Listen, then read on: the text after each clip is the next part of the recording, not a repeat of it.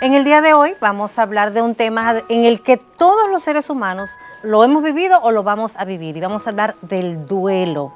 Podemos experimentar duelo por un divorcio, porque esa pérdida es algo a la que yo estaba acostumbrada, que yo quería eso o a esa persona. En el caso de niños, el dolor también es distinto. Como nosotros enseñamos a los niños a lo que es la muerte, porque hablar de muerte es sano, porque la muerte es parte de la vida.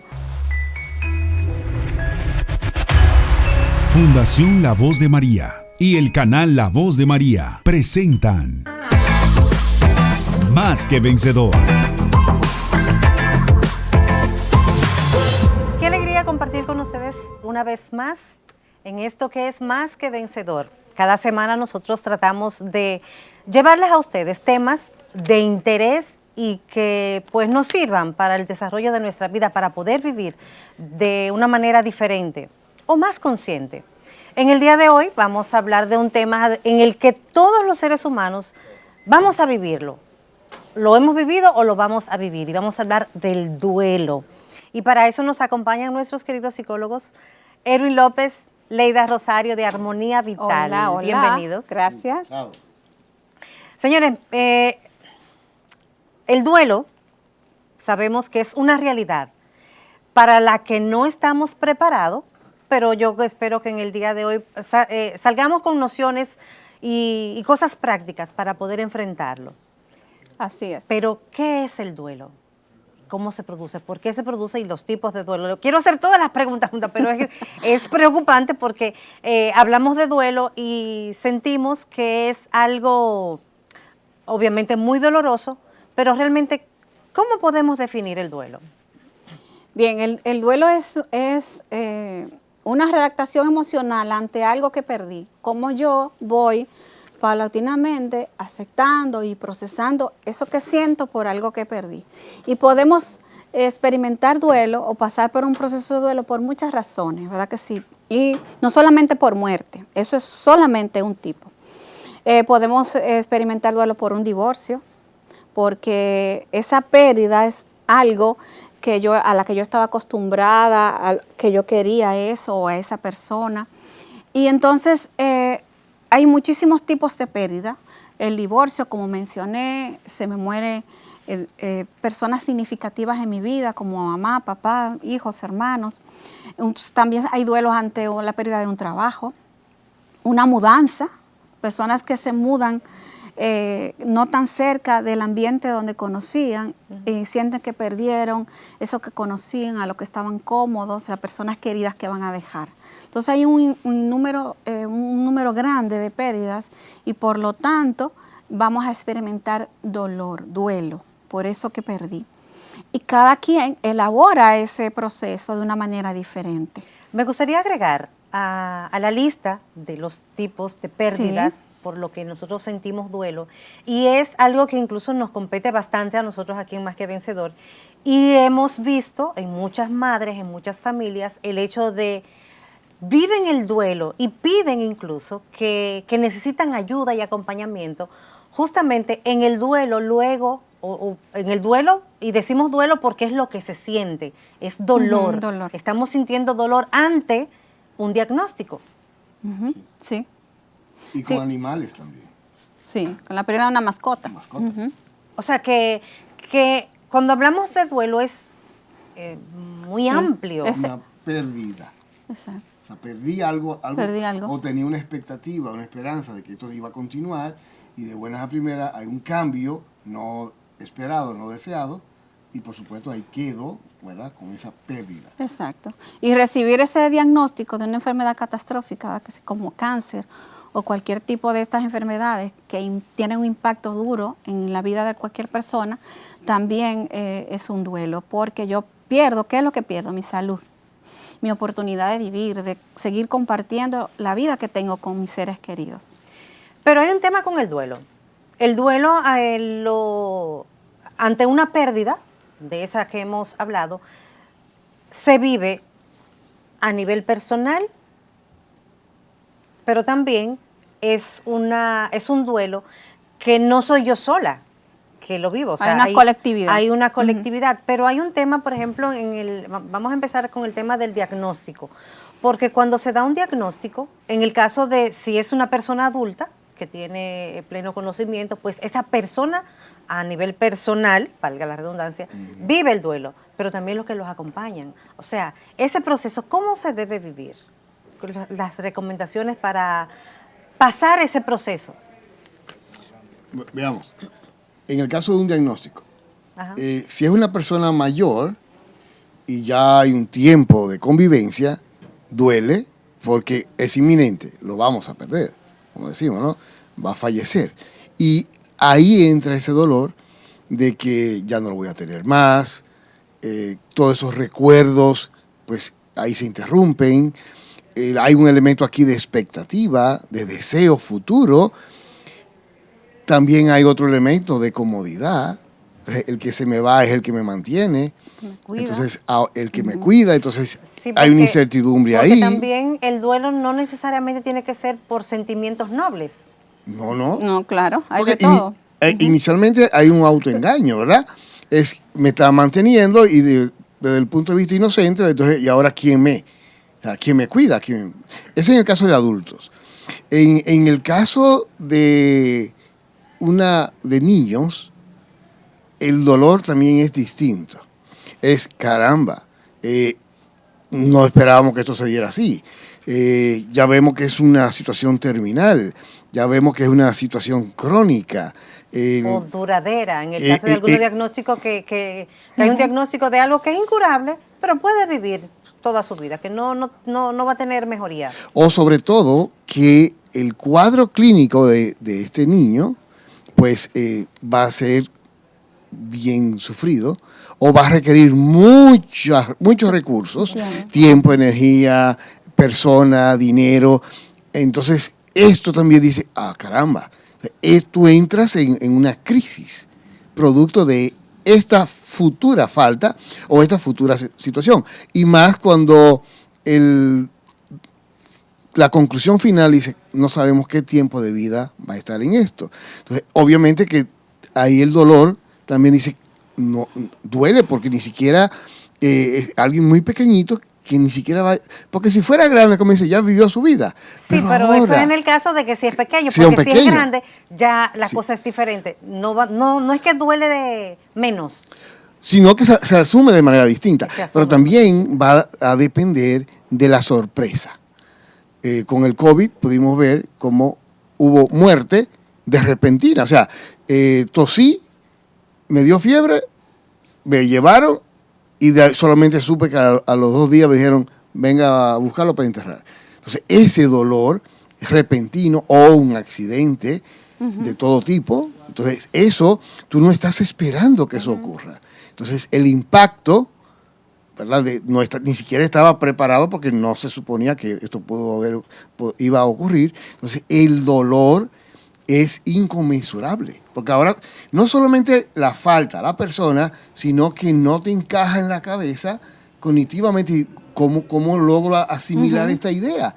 Entonces tú vas a estar psicológicamente dándole vueltas, soñando, trasnochándote, pesadilla, y vuelve de nuevo y no entiende, y por más que tocas el tema, buscando consuelo o entender el proceso, no es cognitivamente comprensible. Luego de la pausa. ¿Cómo podemos conjugar la psicología, el apoyo psicológico y el apoyo espiritual dentro de este proceso? Los niños criados en hogares donde los adultos viven constantemente estresados son niños que se pueden convertir en adultos con sensación de urgencia constante, mejor conocida como ansiedad.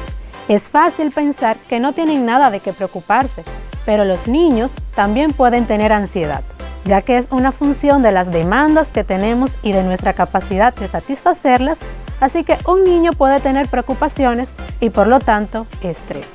Las fuentes de estrés más comunes durante la niñez muchas veces son externas, como la familia, los hermanos, la escuela, aunque en algunos momentos la presión llega a ser de ellos mismos cuando lo que deberían de estar haciendo no lo hacen, como las tareas, separarse de sus papás o hacer amigos. Por eso es elemental enseñarles sobre salud mental y técnicas adaptadas a su edad y etapa del desarrollo para manejar lo que siente. Cuando ya hay un diagnóstico, hay por decirlo así, un tiempo que eso ayuda a uno más o menos ir asimilando que no es igual a cuando te sale de repente. Claro, era lo que decía Erwin. Entonces ese tiempo me da la oportunidad de ir asumiendo y de ir aceptando que sí va a morir. Y en ese acompañamiento, en ese cuidado que yo le estoy dando a mi ser querido, entonces ya yo voy asimilando que lo voy a perder.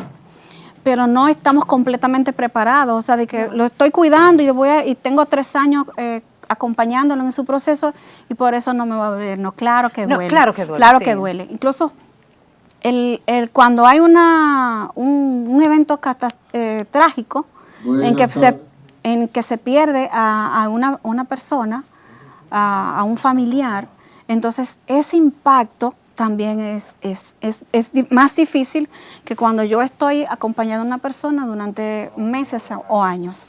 Cuando hablamos de tiempo, o sea, se toma el tiempo previo para que uno más o menos se vaya haciendo la idea, duele igual. Ahora bien, luego de que pasa, hay un tiempo determinado, hablamos de que cada uno obviamente vive su duelo a su manera, más o menos el tiempo, ¿cómo funciona el tiempo después para vivir el duelo?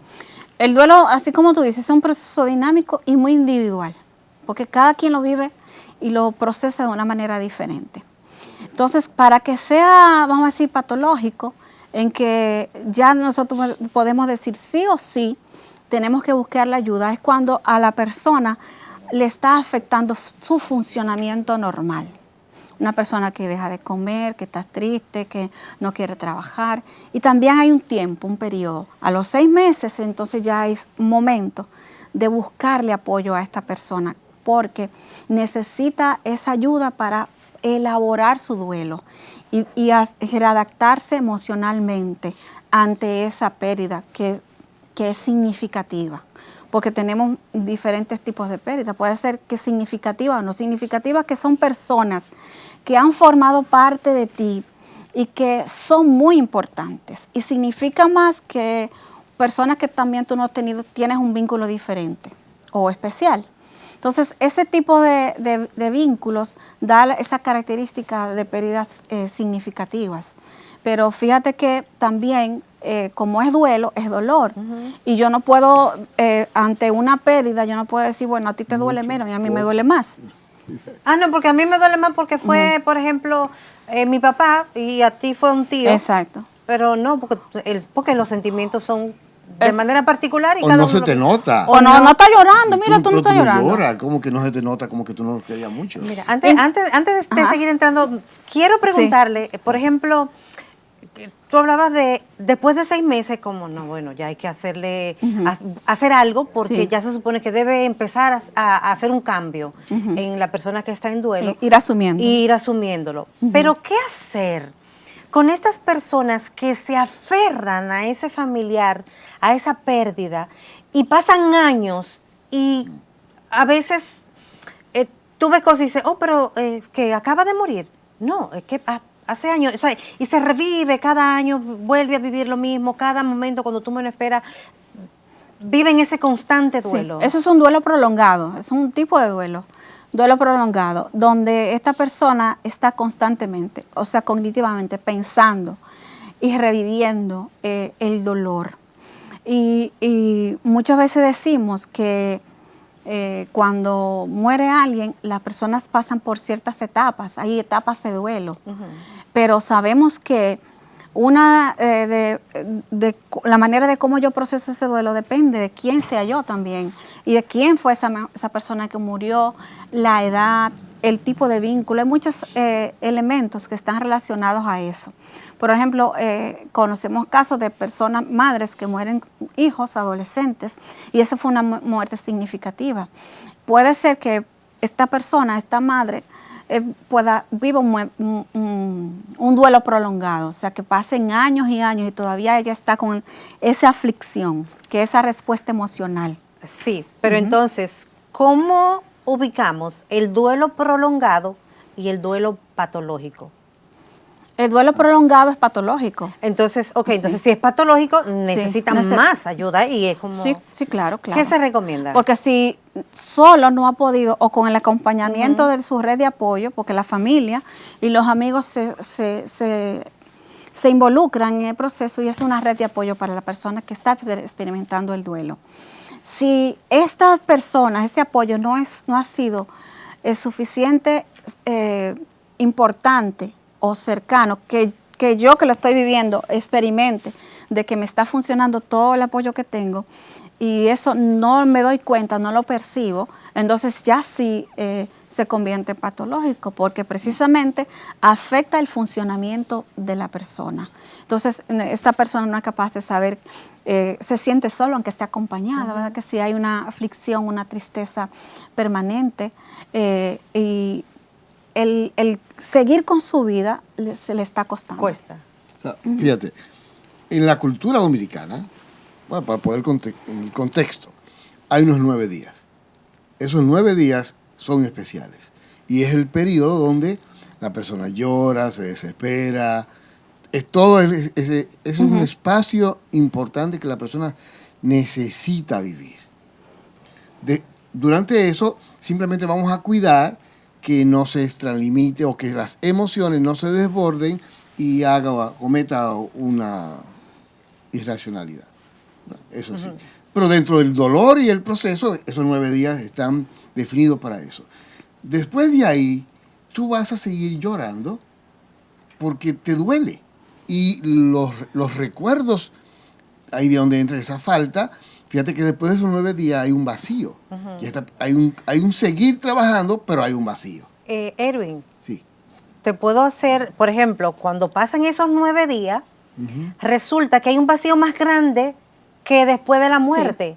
Sí. Porque cuando sucede la muerte, está la pérdida, pero todo el mundo está acompañado. Correcto. Todo el mundo está en la Hay sintonía. una compañía. Hay una compañía más especial y Exacto. más intensa. Y precisamente esos 9 días son para los vivos, no es para el muerto. No, exacto. Es para que precisamente eso que Erwin decía, yo pueda elaborar el duelo, estar acompañado, tener la oportunidad de hablar de quién era esa persona para mí, de recordar esa cosa linda que vivimos. Entonces, todo este proceso que es cultural y que es positivo vivirlo, entonces me va a ayudar a mí a ir asimilando esta pérdida.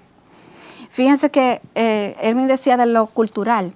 Y en base a esa cultura, depende de cómo yo he aprendido a manejar una pérdida, a manejar el duelo, entonces se van a hacer esos rituales.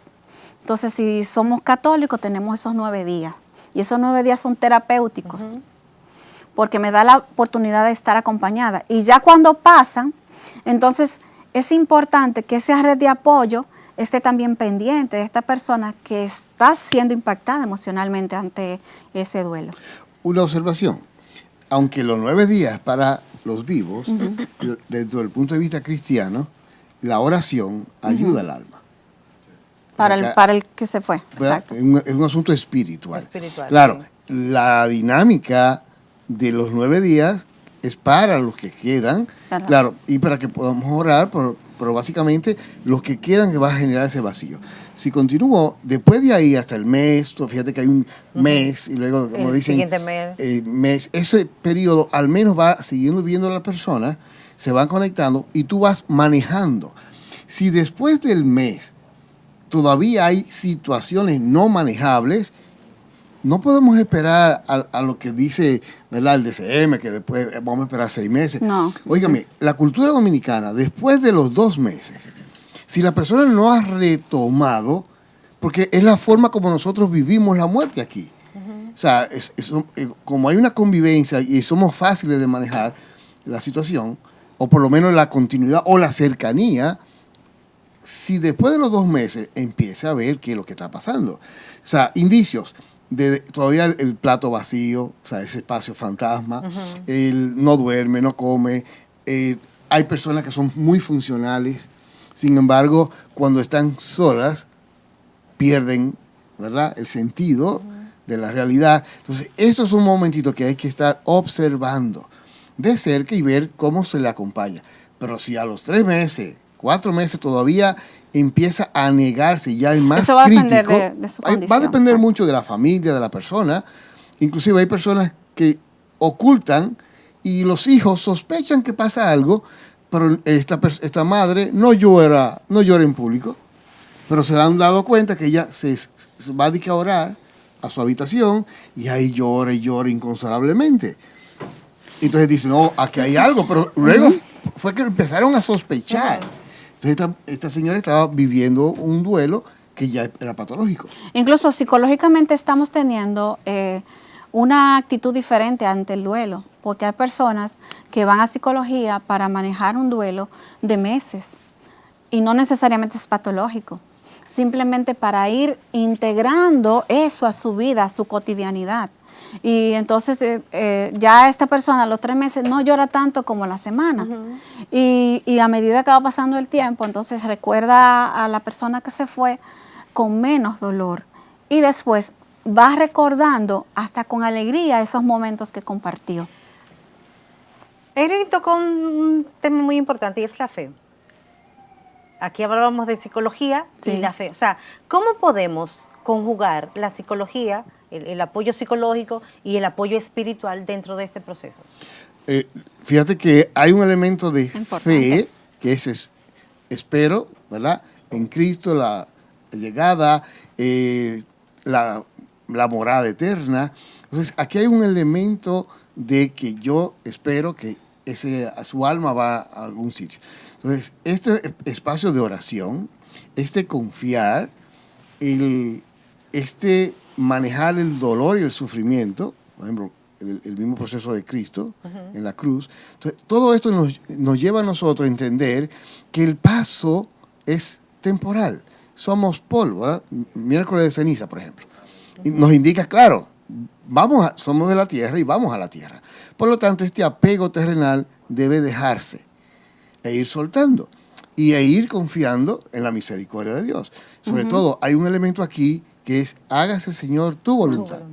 Y en la oración del Padre Nuestro lo decimos cada rato. Sí, pero es muy ¿verdad? lindo decir, hágase, Señor, Sí. tu voluntad, pero yo acepto Claro. esa voluntad, ¿cómo yo la acepto? Pero ¿Cómo yo sí, la acepto? Ese es el asunto ¿Cómo Eso- yo la recibo? de La la Eso es, voluntad lo, del duelo. eso es lo que dice Erwin. Si tengo fe, o sea, si tengo confianza en el Señor, entonces puedo aceptar la pérdida de una manera más fácil. Puedo saber que la muerte es lo más seguro que tenemos. Mi ser querido está con Dios, ya está descansando. Entonces puedo tener unos tipos de pensamientos que están asociados a mis creencias. Y eso me da tranquilidad. Incluso Eso me da tranquilidad. dentro de la fe, o sea, cuando hablamos de fe, hablamos de esperanza, hablamos de algo que no sabemos, pero que sí puede llegar, y es el hecho de encontrar paz. Sí. Y encontrar Significado distinto. significado distinto, sí, ante esa realidad. O sea, una realidad, vamos a vivir una realidad distinta. Como yo siempre digo, todo obra para bien. Dios tiene el Claro. control y siempre uno va a encontrar el consuelo, pero como hay que tener esa fe, hay que tener esa esperanza y es como, no, es que esto va a pasar. Y, Sí, claro. y una sugerencia, pues, tienen que llorar, fájense a dar grito. Solo que Lloren todo lo que tengan que hacer, pero siempre pensando en que hay que dar el siguiente paso. Luego de la pausa, Fíjate que nosotros como dominicanos tenemos que el vecino es el prójimo más cercano. No, el prójimo más cercano es tu pareja, es el que está ahí acompañándote. algunos nacen con características diferentes que los hacen necesitar más ayuda que los demás. Otros viven situaciones que los hacen débiles, pero nos enseñan a luchar. Dios le da hijos especiales a padres especiales. Es por eso que la Fundación La Voz de María te trae Más que Vencedor, un programa de acompañamiento espiritual, psicológico y social, que junto a un grupo de especialistas servirá de soporte para todo el que necesita apoyo, conocimiento y estrategias para convivir con los niños y personas adultas con ciertas condiciones específicas de apoyo. Que sepan que ellos pueden. Más que Vencedor, sábados 7 de la noche por La Voz de María. Yo soy más que vencedor. años atrás, lo común era el síndrome de Down, ¿verdad? Niños, ya se ve el aspecto, síndrome de Down, porque eso era lo que se conocía y se sufría. Ahora con el autismo, no se entiende muy bien todavía el asunto, es un espectro y ahí viene otro elemento más de sufrimiento. Ahora, fíjate esto, dentro de la fe es bueno estar claro, esto no es un castigo, Dios no mandó eso. Entonces, esto es un asunto. ¿Y ahora qué pasó? Bueno, científicamente hay una serie de alteraciones, que es genética, que el ambiente. Y todavía se sigue conociendo no cosas. se sabe la causa. Entonces, no lo vean como que es un castigo. Ahora, ahí donde entra la fe. Hágase, Señor, tu voluntad. ¿Cuál es la misión que tengo acá? Ya esa misión no está muy lejos, sino que está en tu propia casa. Entonces, ¿cuánto tú puedes ahora entregarte al servicio para este niño que va a crecer con una exigencia de recursos, tiempo, afecto, paciencia, dinero, falta de sueño, porque ellos duermen 30 minutos y tú tienes que estar 23 horas, 30 minutos disponible. Entonces, fíjate que esto hace un gran servicio. Entonces tú dices, ok, esto no es castigo, sin embargo, bueno, le doy gracias a Dios por las bendiciones que me ha dado, por la paciencia, por los talentos que me ha dado para guiar a este niño. Y entonces ahí pasamos a un significado distinto, no como carga. De hecho, no es una cruz, y en este caso no es una cruz de muerte, sino cruz donde Cristo murió por nuestra salvación. Entonces, bueno, sí es doloroso, sí es sacrificado, sin embargo, cómo disfruto el avance y la entrega.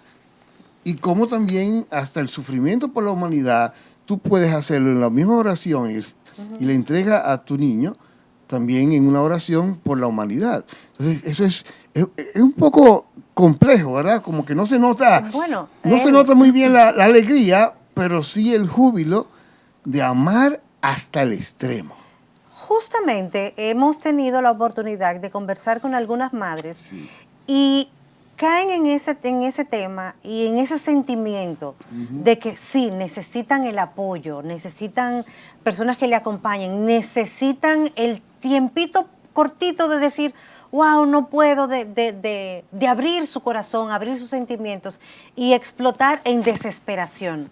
Pero luego vienen y dicen, wow, pero lo que Dios ha permitido en mi vida para yo poder ser quien soy y poderle brindar el apoyo a ese ser querido que me ha entregado con un propósito. Siempre las madres, y esto es algo muy bonito, y no sé si pasa también en los padres, pero a nivel general, pero siempre miran a los niños con esas condiciones, con síndrome de Down, con incluso enfermedades extremas, raras, que es como, hay un propósito.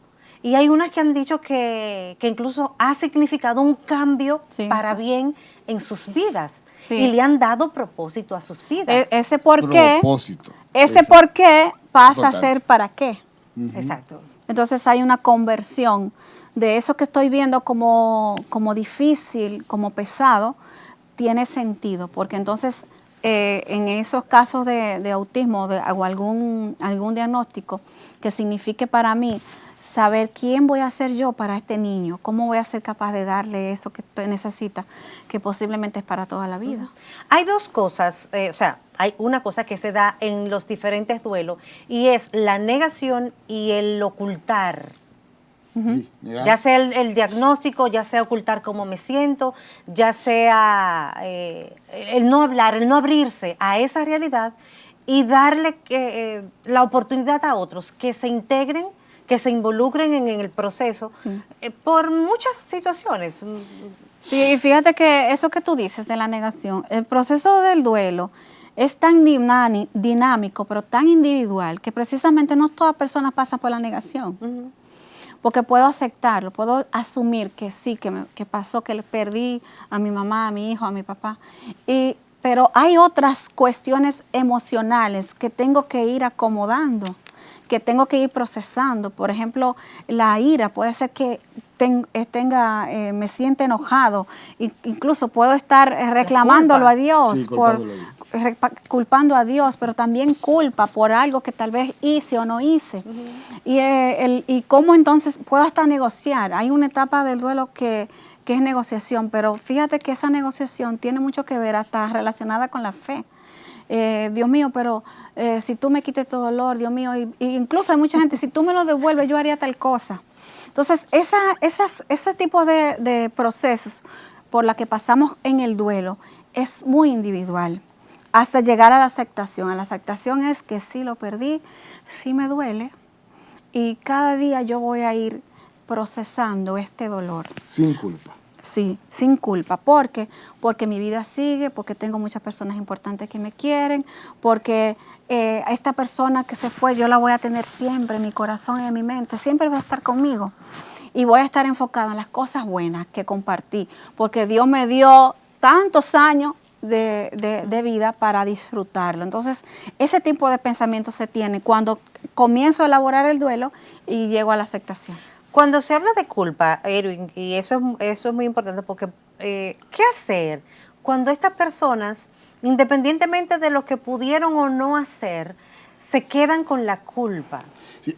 Pero, y hago la pregunta doble, se quedan con la culpa incluso de que pueden culpar al que se fue, en el caso de que sea un divorcio, de que sea, o la culpa personal, de que, cónchale. Sí. Aquí hay un asunto de entender, como que qué fue lo que se dejó de hacer y cuál fue el responsable, pero en este caso de culpa. Una, podemos entrar en irracionalidades, como que si yo no hubiese llegado o si yo hubiese ido a atenderlo, no se muere. Si yo, exacto, eso es irracional. Las cosas estaban como tenían que darse. Eso es de que si usted fue, que si yo me hubiese dado cuenta antes, no pasa. Eso es precisamente, ¿verdad? Una culpa personal. Entonces, caramba, debí hacer tal cosa, no debí lo hice. decir al médico que le cambiara el tratamiento. Entonces, o debí acompañarlo en ese momento, decidí hacer otra cosa porque no fui, y si yo hubiese ido, hubiese hablado con el doctor. Entonces, fíjate que ya yo me estoy echando la culpa. Eso es terrible. Porque entonces resulta que todo lo que pasó, como que yo fui el causante, y no es así. Entonces, el primer elemento es soltar la culpa, entender el proceso de manera objetiva. Esta persona venía, en cualquier momento podía morirse. Clínicamente ya hay un diagnóstico y ya una prognosis, o sea, ya se sabía el resultado final. Entonces, no fue usted el culpable de eso. De hecho. Tampoco Dios. Exacto. Tampoco el médico. Ahí es donde viene el tema en nosotros como personas de fe en Dios. O sea, puede ser que una persona no esté enferma, pero es un proceso natural que va a terminar con la muerte. Y en cualquier momento puede pasar. A que le estoy pidiendo a Dios y Él no me escucha. Él te está escuchando. Él está enviando lo mejor posible. O que está aliviando el sufrimiento a la persona. Pero es inevitable. Biológicamente podría haber un milagro, pero venía. Igual que el médico. Que el médico no le recetó porque otro médico, yo escuché que pudo recetarle otra. ¿Y qué fue por eso? Óigame, el médico tenía todo un proceso. Sin embargo, ahí todo con las indicaciones adecuadas y llega como quiera. Eso no está escrito, no sabemos exactamente. Entonces, ese culpar a otros, también ayuda como que a aliviar la carga. Como que el problema fuiste tú. Entonces tú proyectas en otro lo tuyo. Es como que, no, porque si hubiese sido yo, y eso como que me podría dar una idea de tranquilidad. Y quiero entonces que ella sea la culpable. Eso no ayuda en nada. Erwin, nada. Hablando de esas comparaciones, bueno, nos estamos enfocando en la parte del duelo por muerte, pero entonces está el dolor, porque el duelo viene de dolor. Sí. El dolor que siente, por ejemplo, en las relaciones de pareja cuando hay un divorcio, hay una persona que decidió hacer su vida con otro, entonces deja esos sentimientos de culpa, de culpar que sí, tanto a nivel personal como de cargas, pasarse la carga a uno al otro. ¿Cómo se maneja esa? Es un asunto de la responsabilidad de dos. O sea, un matrimonio es responsabilidad de los dos. Entonces, hay veces que yo suelto la toalla, hago que haga lo que sea, me descuido y la otra persona llega a una conclusión.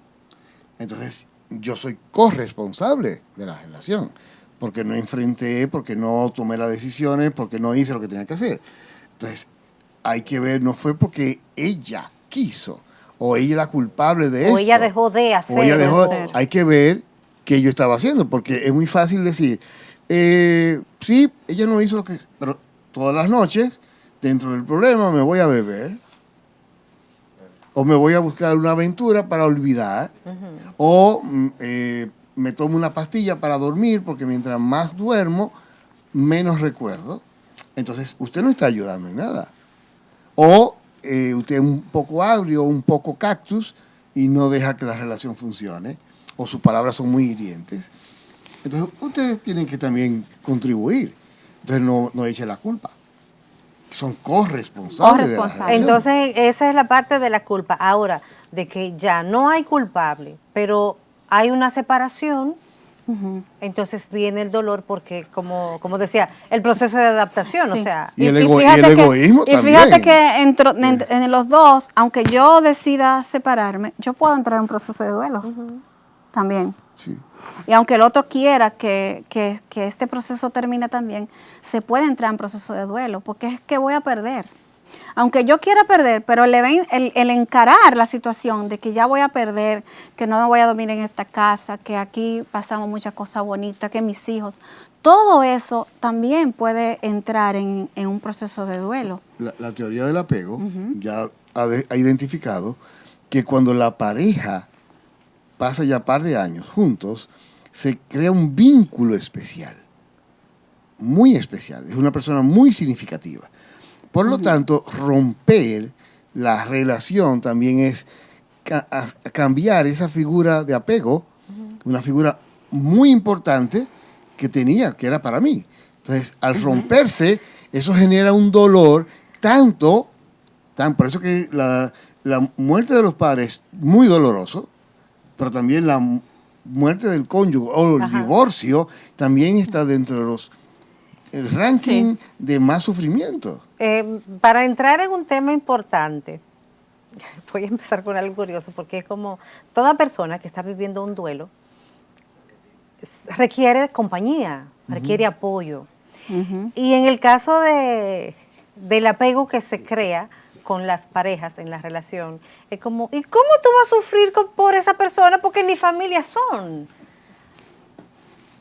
O sea, es un término una frase que escuchamos mucho. O sea, pero fíjate que ese vínculo llega a ser posiblemente más significativo que una consanguinidad, o sea, que con una persona. Porque está demostrado en los estudios que el vínculo, la relación que tengan un esposo con su esposa, pudiera llegar a tan significativa que podría superar a un padre y una madre. Pero eso va partiendo de la relación. De la relación que se desarrolló. Bueno, dice ¿quién es tu hermano? Tu vecino más cercano. Pero es porque tu prójimo, el próximo, porque es que está más cerca. Ese es más cerca. Claro. Porque incluso hemos escuchado que hay personas que dicen, no, es que yo lo estimo, lo aprecio más que un familiar, porque hay familiares que son lejanos, aunque sean familiares directos, pero la convivencia no es lo mismo. Fíjate que nosotros como dominicanos tenemos que el vecino es el prójimo más cercano. No, el prójimo más cercano es tu pareja, es el que está ahí acompañándote. Entonces, esa relación puede convertirse en más significativa que los padres, porque depende de lo que se trabajó ahí. Porque si mi relación con mis padres es débil, o no funciona adecuadamente, y nosotros hemos podido desarrollar una relación estable, sólida, en armonía, esta podría ser una pérdida significativa. Luego de la pausa. Hay personas que niegan por sentirse fuerte, tratan de ocultar las emociones, y 2 años después hay un evento que le evoca, recuerda en la experiencia, y ahí caen. Cada uno de nosotros educamos a nuestros hijos como sabemos, pero siempre con un objetivo común, su integridad física y emocional. Y esto conlleva, naturalmente, el que sean felices. Los niños, cuando son felices, son realmente capaces de vivir la vida que desean. Cuando están acompañados correctamente, tienen la oportunidad de conocer y experimentar su propia felicidad. Se convierten en las personas que realmente quieren ser y no en las personas que les gustaría a sus padres que fuesen.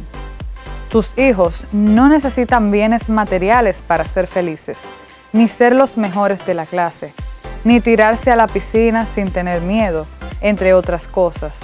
Tus hijos lo que necesitan es amor, apoyo y saber que sus padres están ahí para acompañarlos siempre. Los niños merecen el mismo respeto que los adultos. Cuando llora un adulto, te dicen que lo ayudes, pues está pasando por un momento difícil. Cuando llora un niño, te dicen que lo dejes llorar solo, porque tiene que aprender. Cuando un adulto está enojado y levanta la voz, te dicen que es válido enojarse y que lo comprendas. Pero si es un niño, te dicen que es un mal educado y le faltan límites. Cuando se equivoca un adulto, te dicen que equivocarse es de humanos y de los errores se aprende. Pero si es un niño que se equivoca, te dicen que lo castigues, que es un tonto, que aprenda de lecciones. ¿Notas la diferencia? Los niños merecen el mismo respeto que los adultos. Para las personas que acompañan en todos estos procesos importantes de nuestras vidas, que son procesos difíciles, el diagnóstico, la pérdida de un ser querido por la muerte, la pérdida de un ser querido por separación, por mudanza, que se fue fuera del país, por divorcios. ¿Cómo podríamos acompañar de una manera sana? Aún, porque también hay que tomar en cuenta esto. O sea, yo puedo acompañar a mi hermana por la pérdida de mi padre, pero quizás como cada uno, como el duelo es personal y cada uno lo afronta según la capacidad que tenga, ¿cómo se puede manejar estos procesos de acompañamiento? Mencionaste la palabra sana. Esa sanidad es importante. Aún siendo nosotros psicólogos, hay un elemento vital y es no solo tener conocimiento, sino haberse trabajado. Si para mí el tema muerte es un tema doloroso, yo no tengo entonces la capacidad para acompañar a nadie porque me voy a vincular y voy a contaminar el espacio de transformación. Entonces, yo tengo que entender que soy humano y hay empatía y voy a sentir el dolor ajeno. Sin embargo, mi disposición es servir. Entonces, en este no es un momento, yo puedo sentir triste, pues puedo identificar, sin embargo, yo no puedo ponerme a llorar con la persona. Esto no es porque en mi caso es servir, apoyar. Entonces, tengo que estar claro las indicaciones. Aquí viene mucho la filosofía, las creencias, ¿verdad? De entender la dinámica de la persona, porque yo no puedo decirle a un católico, óigame, póngase ropa color, vaya a pasear, a bailar. Un momento, hay un elemento espiritual aquí. Entonces, hay que entender la cultura. La otra es, yo no puedo decirte, saca de ahí, olvídate de esas emociones, porque son emociones. Entonces, tengo que estar claro que hay emociones, hay recuerdos, hay pensamientos ahí que van a estar, hay hábitos, hay una familia, hay un camino que toma tiempo. Entonces, yo tampoco puedo decirte a ti, para mañana, olvídate y levántate, cámbiate, píntate y a trabajar como si no hubiera pasado nada. Que yo pasé por eso. No, un momento. Eso es algo que decía mucho. Yo pasé por eso. Yo sé cómo. No, un momento. Hay que entender que es una etapa y desde el punto de vista psicológico que es muy importante que estén preparados para manejar duelo. Entonces, esto no es como, dije, líder, échese adelante, motívese. No, hay un dolor y esto tiene que ir sanando. Y son heridas del alma, ¿verdad? Porque es algo muy profundo, no es un cualquiera que le estoy recordando. Un vecino, así me duele y ya, se superó al día siguiente. Pero una pareja, un hijo, no, esto toma tiempo y aquí vienen mucho también los elementos de actitud. Entonces, usted tiene que saber dejar, porque si usted se deja cargar, ¿verdad? El problema del sanador, el que acompaña, es que se deja cargar. Y esa sobrecarga, ese estrés y todas esas preocupaciones, si usted se la dejó cargar en su mochila, no va a ayudar. Va a ser difícil caer No va a caminando. ser, no Pero va a ayudar. con eso de acompañamiento, hay un elemento cultural también que está vinculado en cómo nosotros enseñamos a los niños a lo que es la muerte. Porque hablar de muerte es sano, porque la muerte es parte de la vida. Y los niños comienzan a conocer de muerte, se muere una cucaracha, una gatico, un pollito, un lagarto, la mascota. Los niños comienzan así. Sí. Y ese es un aprendizaje positivo de lo que es la muerte. Y a medida que va pasando el tiempo, entonces vamos aprendiendo que la muerte es parte de la vida, pero eso es una idea, ¿verdad? Que sí, que es diferente cuando la tengo, la estoy experimentando. Y nosotros hablamos muy poco de la muerte, porque la muerte es fea, la muerte es oscura o la muerte es dolorosa. De hecho, muchas veces cuando un niño le pregunta a su papá, mami, ¿yo me voy a morir? La primera respuesta que sale es no. En pánico el padre. O sea, no. Incluso, mira muchacho, no habla de eso. Exactamente. Y como, sí, mi amor, un día. Sí. Porque es algo natural. Entonces los niños van aprendiendo eso. Entonces, incluso con un tema importante con los abuelos. O sea, los abuelos ya tienen una brecha generacional, tienen muchas décadas encima. Y entonces es importante irles hablándolo. Cuando la abuela está enferma, mira, el abuelo se va a morir porque tiene la salud deteriorada. Y cuando ya uno está viejito, muere. Y nosotros lo seguimos recordando. Eso es un aprendizaje.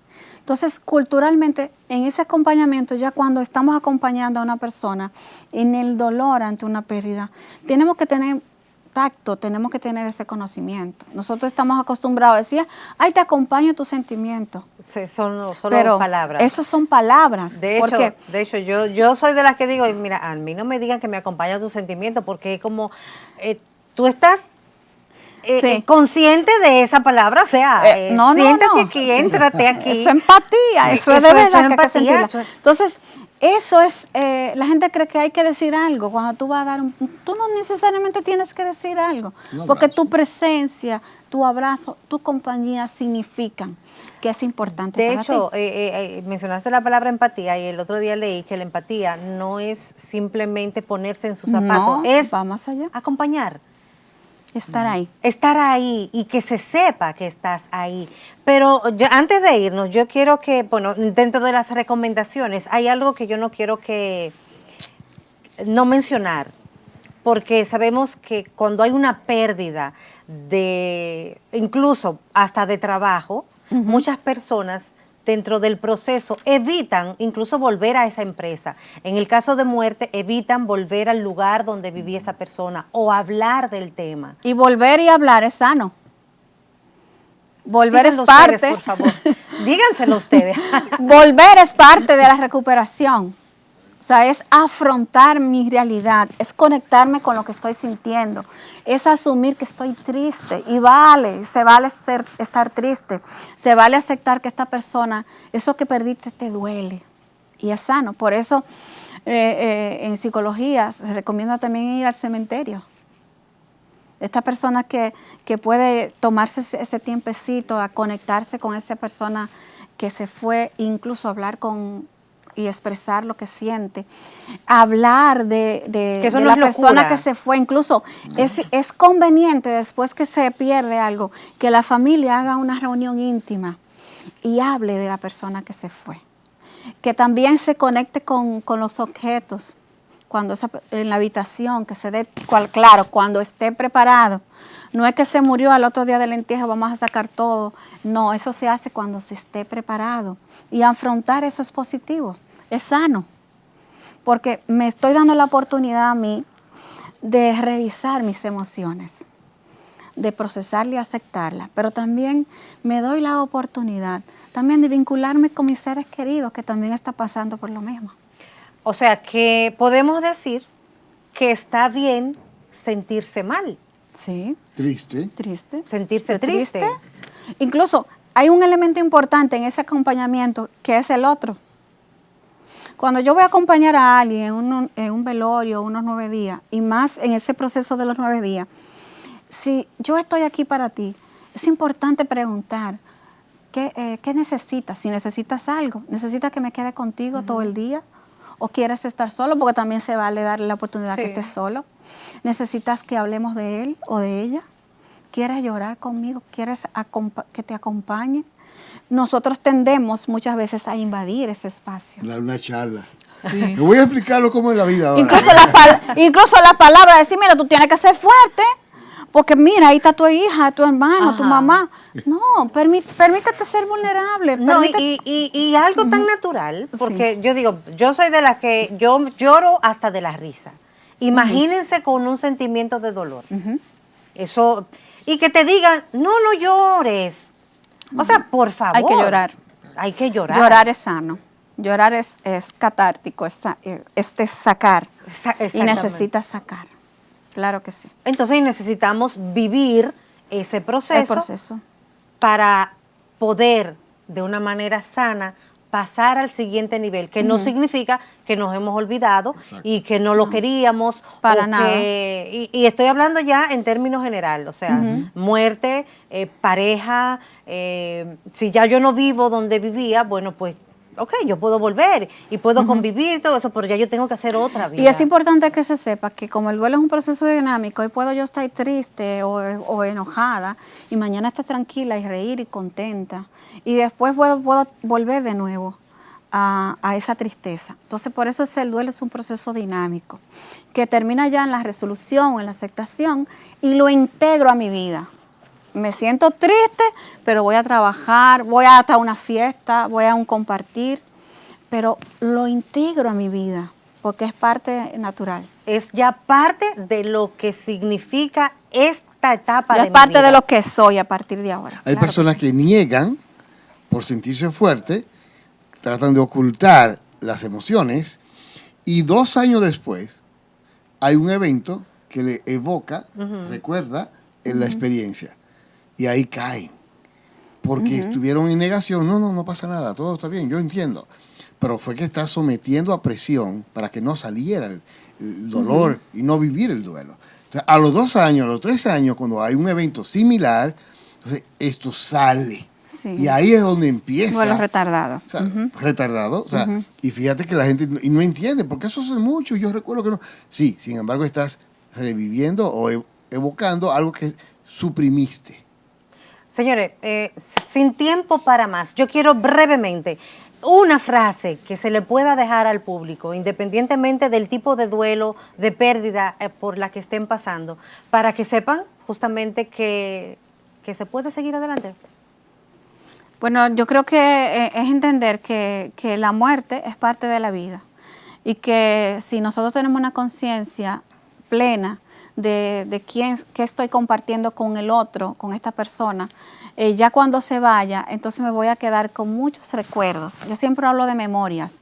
Creamos memorias cotidianas todos los días de esas personas significativas que nos acompañan hoy, para que cuando ya no estén, entonces tengamos recuerdos alegres y sean satisfactorios para nosotros.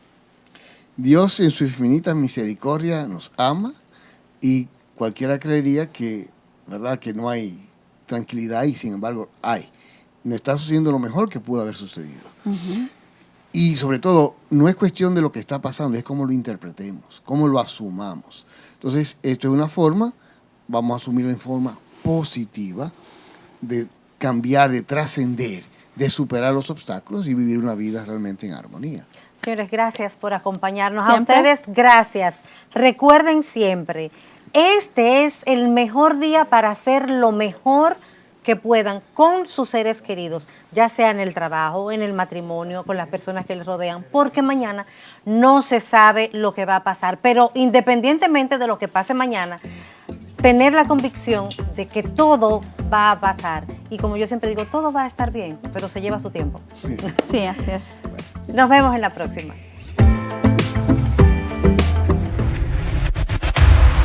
Fundación La Voz de María y el canal La Voz de María presentaron Más que Vencedor